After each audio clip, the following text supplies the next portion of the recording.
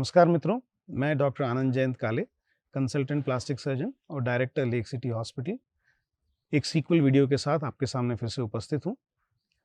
पिछले वीडियो में मैंने ये बताया था कि विटिलिगो किस प्रकार की बीमारी है, क्या ये ट्रीटेबल है और इसको कैसे ट्रीट किया जाता है और उसका क्या कोर्स होता है।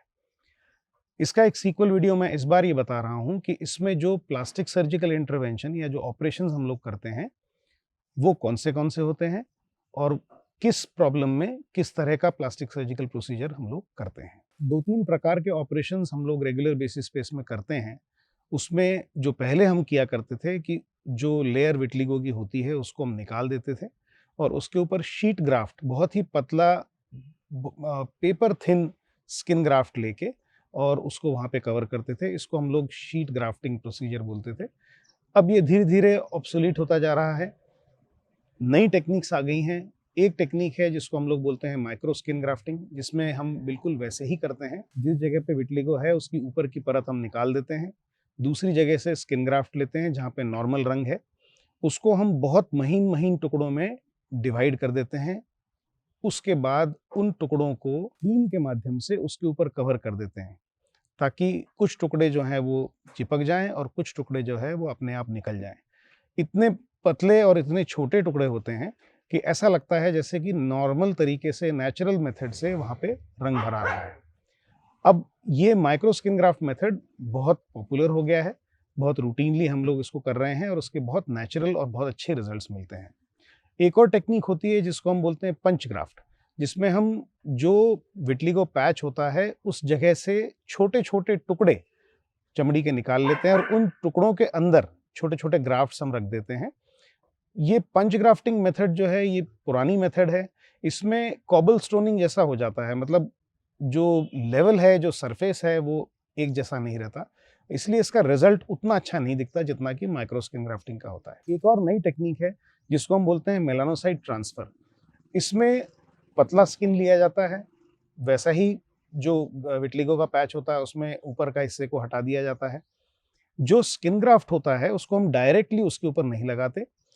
उस स्किन ग्राफ्ट को हम एंजाइम्स के माध्यम से गला लेते हैं और उसके अंदर के जो मेलानोसाइट्स होते हैं उनको हम कॉन्सेंट्रेट करके उसका एक सॉल्यूशन बनाते हैं। उस सॉल्यूशन को हम एक स्प्रेइंग मशीन के अंदर डाल के और उसको स्प्रे कर देते हैं। तो वो जो स्प्रे होता है उसमें से जो मेलानोसाइट्स होते हैं, जो रंग भरने वाले जो सेल्स होते हैं, वो उस घाव के ऊपर बैठ जाते हैं और वहाँ पे वो चिपक जाते हैं और फिर उसके बाद वो रंग जो है नेचुरल तरीके से भरा हुआ नजर आता है। इसको हम बोलते हैं मेलानोसाइट ट्रांसफर टेक्निक।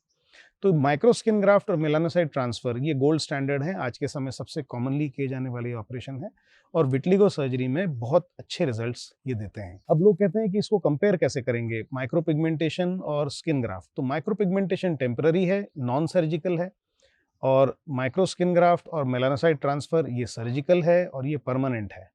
इंपॉर्टेंट ये है कि हम ये तय पाएँ कि डर्मेटोलॉजिस्ट की तरफ से ऑपरेशन के लिए गो अहेड है, उनकी तरफ से कोई रेस्ट्रिक्शन नहीं है, उन्होंने बता दिया है कि बीमारी अब रुक चुकी है। एक और चीज़ जिसको मैं आपको याद दिलाना चाहूँगा, विटिलिगो जो बीमारी है, इसको किसी भी तरह की अगर शरीर को इंजरी होती है, तो ये बीमारी फिर से ट्रिगर कर सकती है या फिर से शुरू हो सकती है। और हर ऑपरेशन या कोई भी टेक्निक, जैसे हम माइक्रो पिगमेंटेशन भी बोलें, ये भी एक तरह का ट्रॉमा या इंजरी ही होती है। तो बीमारी कई बार फिर से रीस्टार्ट होने का एक बहुत रिमोट चांस होता है।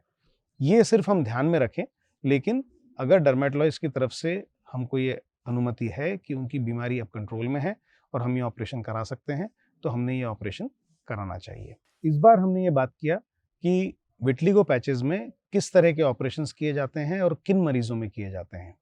इसमें हमने विस्तार से इस बात की भी चर्चा की कि ये ऑपरेशंस कितने सक्सेसफुल होते हैं और इनके आगे के रिजल्ट्स कैसे होते हैं।